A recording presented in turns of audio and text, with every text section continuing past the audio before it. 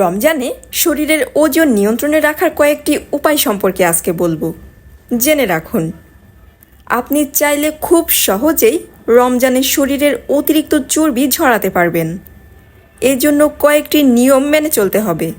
চলুন তাহলে শুরু করা যাক।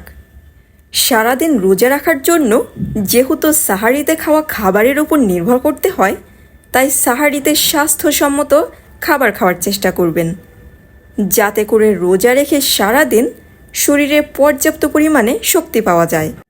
এজন্য সাহারিতে লাল চালের ভাত, সাথে প্রোটিনযুক্ত মাছ, মাংস, ডিম কিংবা ডাল খেতে পারেন। সাথে একটা সবজির আইটেম যুক্ত করতে পারেন। পাশাপাশি দই খেতে পারেন। এর মাধ্যমে দেহে পুষ্টির চাহিদাও পূরণ হবে, সেই সাথে ক্ষুধাও কম লাগবে।